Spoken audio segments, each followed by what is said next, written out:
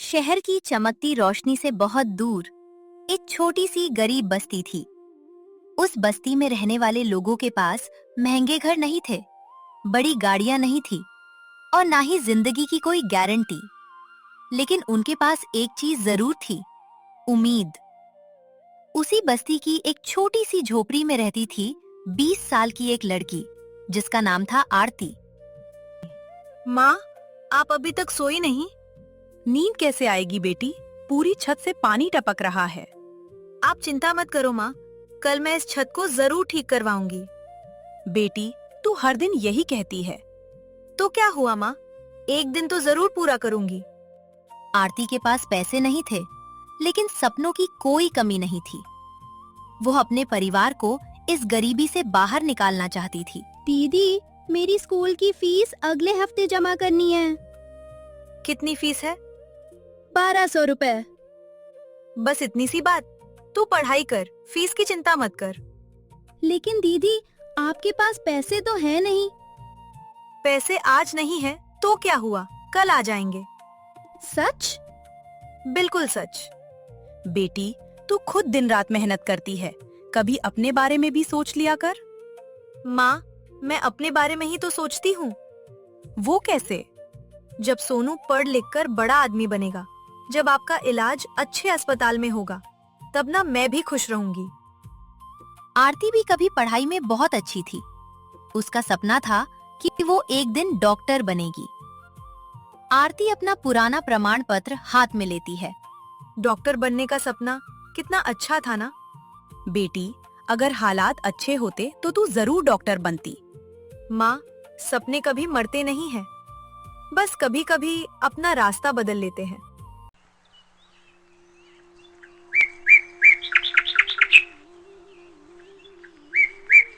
आरती के पास कोई बड़ी दुकान नहीं थी, बस एक छोटी सी चाय की गाड़ी थी, जिसे उसके पिता ने कई साल पहले उधार लेकर खरीदा था। आज खूब चाय बिकेगी। और मेरी फीस भी जमा होगी। आरती, रुक बेटी। जी पिताजी। आज अकेले मत जाना, मैं भी तेरे साथ चलता हूँ। नहीं पिताजी, आप आराम कीजिए। लेकिन बेटी। आपने पूरी जिंदगी हमारे लिए मेहनत की है, अब मेरी बारी है। बेटी, कभी कभी मुझे लगता है कि मैंने तेरा बचपन छीन लिया। नहीं पिताजी, आपने मेरा बचपन नहीं छीना, आपने मुझे मजबूत बनाया है।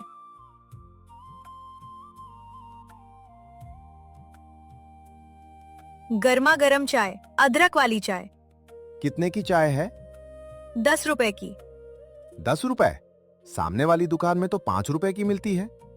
जी, लेकिन मेरी चाय में अच्छी क्वालिटी की चाय पत्ती और दूध होता है। अरे रहने दो।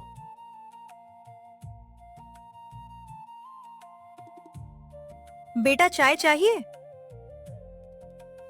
पैसे नहीं है। दीदी, मैं पैसे बाद में दे दूंगा। तो क्या हुआ, जब बड़े हो जाना तब किसी और गरीब को चाय पिला देना। आरती को उस दिन पैसे तो नहीं मिले, लेकिन उसे एक दुआ जरूर मिली। बच्चा जाते जाते पीछे मुड़कर आरती को देखता है।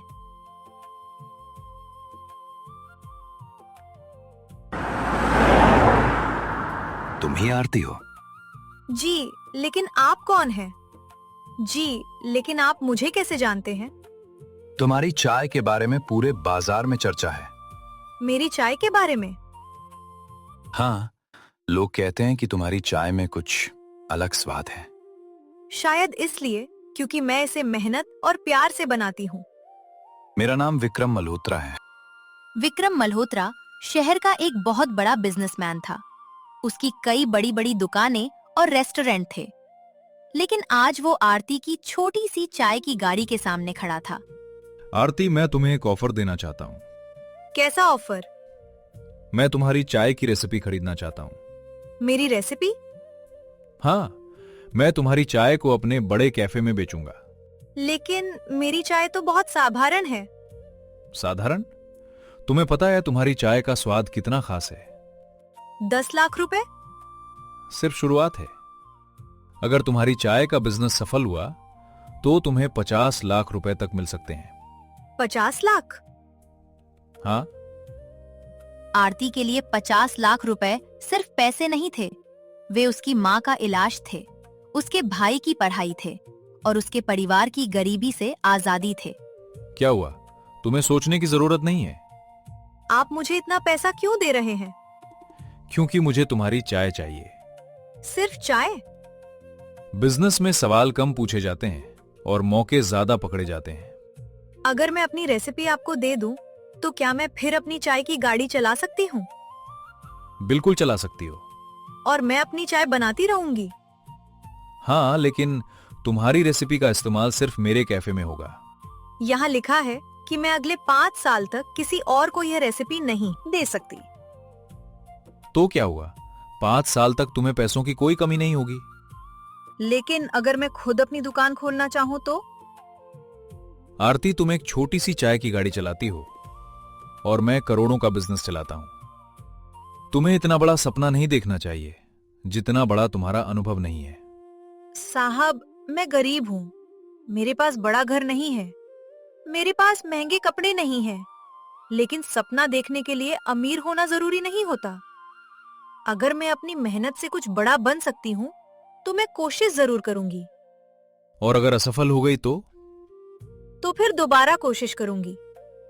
और फिर भी असफल हो गई? तो कम से कम मुझे ये अफसोस नहीं रहेगा कि मैंने कोशिश ही नहीं की।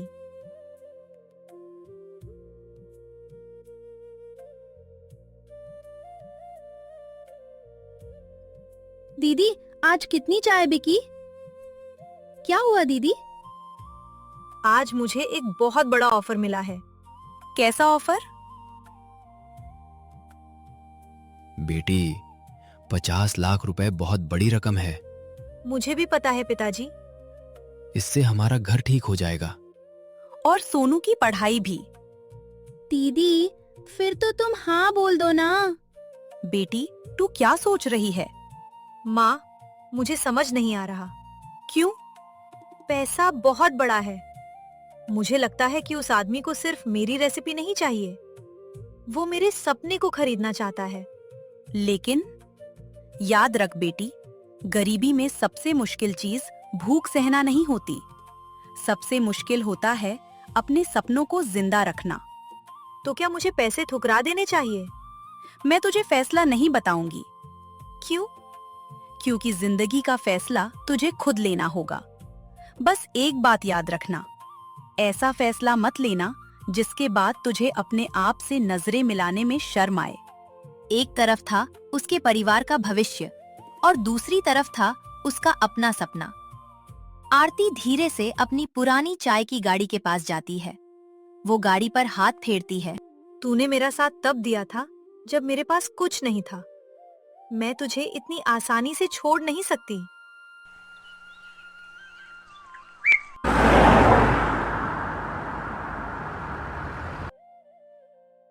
तो आरती, क्या फैसला किया? मैंने फैसला कर लिया है। बहुत अच्छा, तो फिर साइन कर दो। मैं आपका ऑफर स्वीकार नहीं करूंगी। क्या कहा? मैं अपनी रेसिपी नहीं बेचूंगी। तुम्हें पता भी है तुम क्या ठुकरा रही हो? जी, 50 लाख रुपए। और फिर भी? फिर भी। आरती, तुमने बहुत बड़ी गलती की है। गलती? हाँ, तुमने सिर्फ मेरा ऑफर नहीं ठुकराया, तुमने मुझे ठुकराया है। अब देखते हैं तुम्हारी ये छोटी सी चाय की गाड़ी तुम्हें कितनी दूर ले जाती है। आरती ने पैसों को ठुकराकर अपने सपने को चुन लिया था, लेकिन उसे नहीं पता था कि विक्रम मल्होत्रा अपनी हार इतनी आसानी से स्वीकार करने वाला नहीं था। अगली सुबह आरती की जिंदगी में आने वाला था एक ऐसा तूफान जो उसकी पूरी चाय की गाड़ी को बर्बाद कर देगा। 50 लाख रुपए ठुकराने के बाद भी आरती के चेहरे पर कोई पछतावा नहीं था। उसे विश्वास था कि मेहनत का रास्ता लंबा जरूर होता है, लेकिन मंजिल सबसे खूबसूरत होती है। चलो, आज का दिन भी पूरी मेहनत से शुरू करते हैं। बहन, एक अदरक वाली चाय देना। मेरे लिए कम चीनी वाली। बेटी, तेरी चाय पीकर पूरे दिन की थकान उतर जाती है। धन्यवाद काका, लीजिए आपकी चाय। आरती की कमाई अभी भी बहुत ज्यादा नहीं थी, लेकिन लोगों का भरोसा हर दिन बढ़ रहा था। एक गरीब लड़की ने मुझे मना कैसे कर दिया? सर, अब क्या करें? अगर वो झुकेगी नहीं तो उसे झुकाना पड़ेगा। आज से उस लड़की का एक एक कदम मेरे लोगों की नजर में होना चाहिए। जी सर।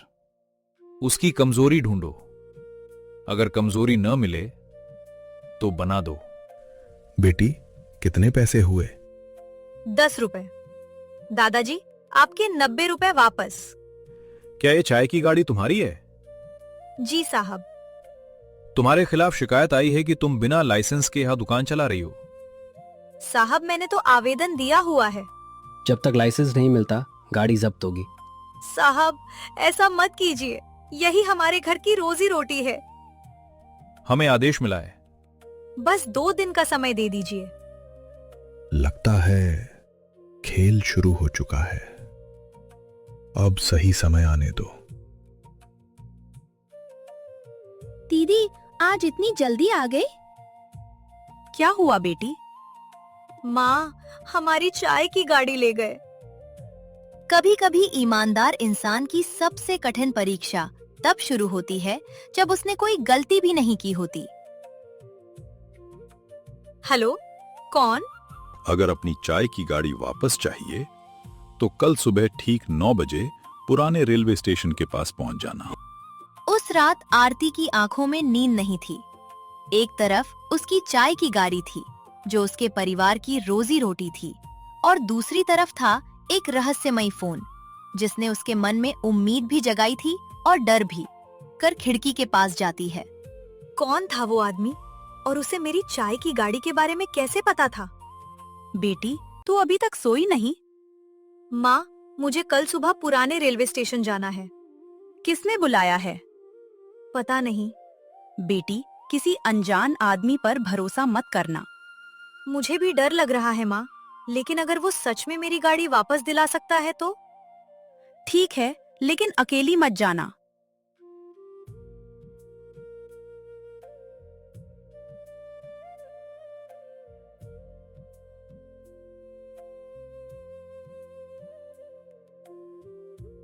बेटी, मैं तेरे साथ चलूंगा। पिताजी, आप परेशान मत होइए। नहीं, जब तक तेरी गाड़ी वापस नहीं आती मैं चैन से नहीं बैठूंगा। दीदी, मैं भी चलूंगा। सोनो, तुम स्कूल जाओ। लेकिन दीदी। तुम्हारी पढ़ाई नहीं रुकेगी। यही तो तुम्हारे लिए मेरी सबसे बड़ी लड़ाई है।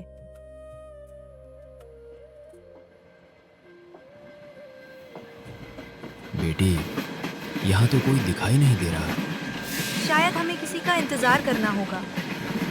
आरती, दादाजी, आप? आपने मुझे यहाँ बुलाया था? हाँ बेटी। लेकिन आपको मेरी चाय की गाड़ी के बारे में कैसे पता चला? क्योंकि मैं सब देख रहा था। आपने उस दिन बाजार में सब कुछ देखा था? हाँ, तुम्हारी गाड़ी ले जाते समय मैं वहीं था। फिर आपने उसी समय मदद क्यों नहीं की? क्योंकि मैं देखना चाहता था कि मुसीबत आने पर तुम हार मानती हो या लड़ती हो। दादाजी, मैं कोई परीक्षा देने नहीं आई थी। मुझे पता है बेटी, जिस दिन तुम्हारी गाड़ी जब्त की गई थी मैंने पूरी घटना रिकॉर्ड की थी। आपने वीडियो बनाया था? इसका मतलब ये सब जानबूझकर किया गया था? हाँ। लेकिन किसने? जिसे तुमने कुछ दिन पहले 50 लाख रुपए के लिए मना किया था। विक्रम? विक्रम ने तुम्हारी चाय की गाड़ी हटवाने के लिए झूठी शिकायत करवाई। लेकिन उसके पास मेरे खिलाफ कोई सबूत नहीं था। उसे सबूत की जरूरत नहीं थी, उसे सिर्फ तुम्हें डराना था। अब हम क्या करेंगे? अब हम सच को सामने लाएंगे। ये उस जगह का असली रिकॉर्ड है जहां तुम चाय की गाड़ी लगाती थी, और इस रिकॉर्ड के अनुसार तुम्हें वहां से हटाने का आदेश पूरी तरह गलत था। मैं तुम्हारी गाड़ी वापस दिला सकता हूं। सच? हाँ। दादाजी, मैं आपका ये एहसान कभी नहीं भूलूंगी। इसे एहसान मत समझना, फिर? इसे अपनी मेहनत की पहली जीत समझना।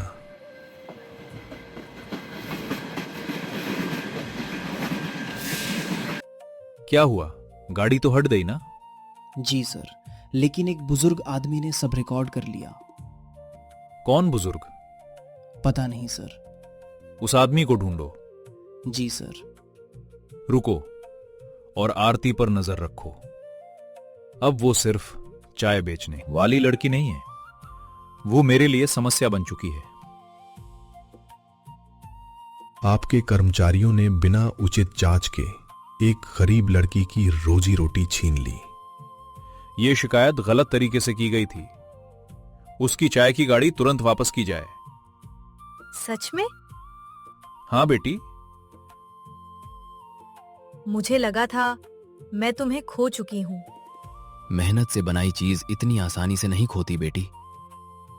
दादाजी, आपने मेरी बहुत मदद की। अभी तो बस शुरुआत है। शुरुआत? तुम्हारी चाय में सिर्फ स्वाद नहीं है, उसमें एक कहानी है। तो आखिरकार तुम्हारे परिवार का राज मुझे मिल ही गया। आरती को तो लगा था कि उसकी मुश्किलें खत्म हो गई हैं, लेकिन विक्रम अब उसके परिवार के अतीत को हथियार बनाने वाला था। आखिर रघु और विक्रम के बीच ऐसा कौन सा पुराना राज था जिसे जानकर आरती की पूरी जिंदगी बदलने वाली थी? रघु, तुमने सोचा था कि अतीत को हमेशा छुपाकर रखोगे। 20 साल पहले रघु शहर के सबसे बड़े होटल में काम करता था, लेकिन एक ऐसी घटना हुई थी जिसने उसकी पूरी जिंदगी बदल दी थी। साहब, आज की पार्टी के लिए सारा खाना तैयार है। बहुत अच्छा रघु, आज की पार्टी बहुत बड़ी है।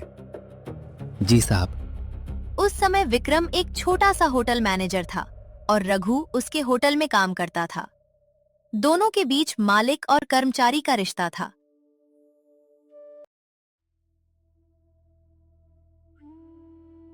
अरे, इन्हें क्या हुआ? जल्दी डॉक्टर को बुलाओ।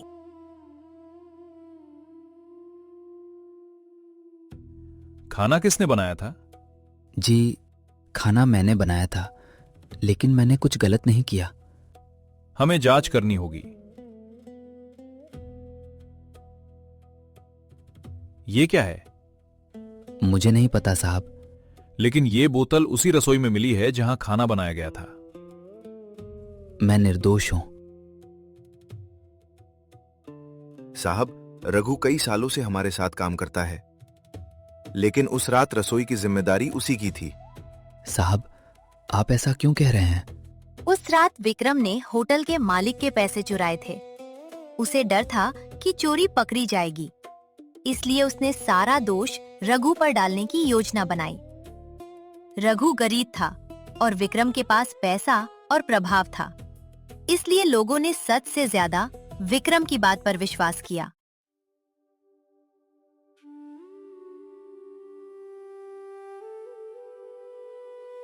क्या हुआ? मुझ पर चोरी और खाना खराब करने का आरोप लगा है। लेकिन तुमने तो कुछ नहीं किया। सच गरीब आदमी के साथ हो तो भी लोग उसकी बात नहीं मानते। अब हम क्या करेंगे? मैं लड़ूंगा। रघु, तुम्हें हमारे साथ चलना होगा। रघु, तुम्हारी बेटी को अगर यह सब पता चल गया तो क्या वो तुम्हें माफ कर पाएगी? विक्रम जानता था कि आरती अपने पिता से बहुत प्यार करती है और अब वो उसी प्यार को आरती के खिलाफ इस्तेमाल करने वाला था।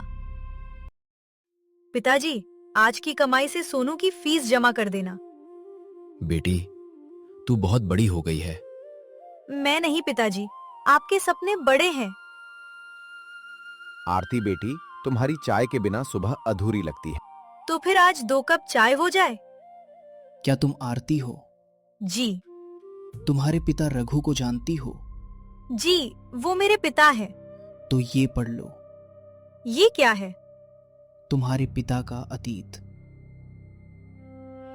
पिताजी, क्या हुआ बेटी?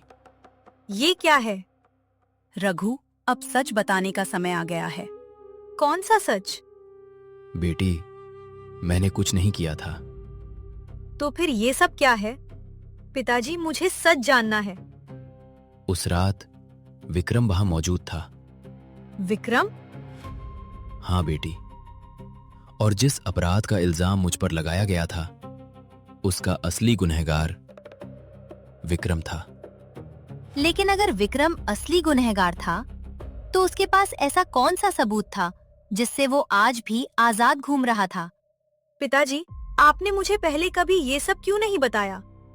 क्या आपको डर था कि मैं आप पर विश्वास नहीं करूंगी? नहीं बेटी, मुझे डर था कि तू मेरी वजह से अपनी जिंदगी बर्बाद कर लेगी। आप मेरी वजह नहीं है पिताजी, आप मेरे पिता हैं। 20 साल पहले रघु शहर के बड़े होटल में एक ईमानदार कर्मचारी था। उसकी जिंदगी साधारण थी, लेकिन उसका ईमान बहुत बड़ा था। साहब, ये हिसाब ठीक नहीं है। कौन सा हिसाब? स्टोर से आने वाले सामान का हिसाब। तुम कहना क्या चाहते हो? मुझे लगता है कोई होटल का सामान चोरी कर रहा है। रघु को नहीं पता था कि चोरी करने वाला कोई और नहीं बल्कि विक्रम था। विक्रम होटल के सामान और पैसों में हेराफेरी करता था। रघु ने एक रात उसे स्टोर रूम में देख लिया। विक्रम साहब, तुम यहाँ? आप ये क्या कर रहे हैं? तुमने जो देखा है उसे भूल जाओ। मैं चोरी में आपका साथ नहीं दूंगा। रघु ने विक्रम की बात मानने से इनकार कर दिया और उसी दिन विक्रम ने फैसला कर लिया कि वो रघु को बर्बाद कर देगा। कुछ दिनों बाद होटल की एक बड़ी पार्टी में एक मेहमान की तबीयत खराब हो गई और सारा इल्जाम रघु पर लगा दिया गया। रघु के पास पैसे नहीं थे, वो बड़े वकील नहीं कर सकता था, और विक्रम के पास पैसा भी था और प्रभाव भी। उसी कठिन समय में आरती का जन्म हुआ था। रघु और कमला ने अपनी बेटी को गरीबी में पाला, लेकिन कभी उसे ये महसूस नहीं होने दिया कि वो कमजोर है। मेरी बेटी पढ़ेगी और बहुत आगे जाएगी। हमारी जिंदगी जैसी भी हो, उसकी जिंदगी बेहतर होगी। पिताजी, आपने इतने साल ये सब अकेले सहा? मैं नहीं चाहता था कि तेरा दिल नफरत से भर जाए। लेकिन विक्रम ने हमारे साथ गलत किया। हाँ, क्योंकि उसके पास ताकत है और हमारे पास सच है। मैं आपको निर्दोष साबित करके रहूंगी। क्या मैं अंदर आ सकता हूं? दादाजी, आप यहाँ? मुझे पता था कि आज ये सच सामने आएगा। आपको इस बारे में पता था? हाँ। आप विक्रम को जानते हैं? सिर्फ जानता ही नहीं, मैं उसके अतीत का हिस्सा भी हूं। आपका विक्रम से क्या संबंध है? ये कौन है? ये मेरे बेटे अरुण की तस्वीर है। आपका बेटा? और उसकी मौत के पीछे भी विक्रम का हाथ था। तो आप विक्रम से बदला लेने के लिए मेरी मदद कर रहे हैं? नहीं बेटी, अगर मुझे बदला लेना होता तो मैं 20 साल पहले ही ले चुका होता। मैं तुम्हारी मदद इसलिए कर रहा हूं क्योंकि तुम्हारे पिता ने मेरे बेटे की मौत का सच छुपाने के बावजूद कभी किसी से बदला नहीं लिया। अब समय आ गया है कि सच खुद सामने आए। लेकिन शर्मा जी के पास विक्रम के खिलाफ ऐसा कौन सा सबूत था जिसे देखकर पूरा शहर हिलने वाला था? दादाजी, आपके बेटे के साथ क्या हुआ था? मेरा बेटा अरुण बहुत ईमानदार था। वो किसी के साथ गलत होते हुए नहीं देख सकता था। अरुण को विक्रम के बारे में सच्चाई पता चल गई थी। आपको भी पता था? हाँ बेटी। तुम लोगों को यहां नहीं आना चाहिए था। क्यों? क्योंकि कुछ सच ऐसे होते हैं जिन्हें दफन ही रहने देना चाहिए। सच को दफन नहीं किया जा सकता विक्रम। आप अभी भी वही गलती कर रहे हैं शर्मा जी। गलती मैंने नहीं की थी, गलती तुमने की थी। तुम्हें क्या लगता है तुम एक छोटी सी चाय की गाड़ी चलाकर मुझे हरा दोगी? मैं आपको हराने नहीं आई हूँ। तो फिर? मैं अपने पिता का सच सामने लाने आई हूँ। तुम्हें पता है मैं तुम्हारे परिवार के साथ क्या कर सकता हूं? आपने पहले भी बहुत कुछ किया है। मैं तुम्हारी दुकान बंद करवा सकता हूँ। करवा दीजिए, मैं दूसरी दुकान शुरू कर लूंगी। मैं तुम्हारे परिवार को बर्बाद कर सकता हूँ। हम पहले ही गरीबी देख चुके हैं, हम डरेंगे नहीं। गरीब इंसान को डराकर आप उसकी मेहनत नहीं छीन सकते। तुम लोग ये लड़ाई जीत नहीं सकते। हमें जल्दी करना होगा। दादाजी, ये निशान चाय के कप जैसा है। अरुण हमेशा अपने संदेशों में चाय के कप का निशान बनाता था। दादाजी, हमें मिल गया। ये अरुण की डायरी है। डायरी में लिखा था कि विक्रम कई सालों से होटल के पैसे और सामान में घोटाला कर रहा था, और जब अरुण ने सच्चाई सामने लाने की कोशिश की तो विक्रम ने उसे रास्ते से हटाने की साजिश रची। अब पिताजी निर्दोष साबित हो सकते हैं। हाँ बेटी। लेकिन क्या 20 साल बाद भी कानून हमारी मदद करेगा? सच देर से जीत सकता है, लेकिन हारता नहीं। सर, अगर वो सबूत पुलिस तक पहुंच गया तो वो पुलिस तक पहुंचने ही नहीं चाहिए। सर, उस लड़की की दुकान पर नजर रखो, वो सबूत लेकर जरूर जाएगी। माँ, पिताजी, हमें सबूत मिल गया। तूने ये कर दिखाया। नहीं पिताजी, हमने किया है। अब क्या करोगी? हम सीधे पुलिस के पास जाएंगे। विक्रम बहुत ताकतवर है। इस बार उसके सामने सिर्फ हम नहीं हैं, इस बार हमारे साथ सच है। ये दस्तावेज बहुत महत्वपूर्ण है। मेरे पिता पर 20 साल पहले झूठा आरोप लगाया गया था। मैं निर्दोष था। हम इस मामले की दोबारा जांच करेंगे। विक्रम मल्होत्रा जी, आपको 20 साल पुराने आर्थिक घोटाले और सबूत छुपाने के मामले में पूछताछ के लिए हमारे साथ चलना होगा। आप जानते हैं मैं कौन हूं? हां, और अब हमें यह भी पता है कि आपने क्या किया है।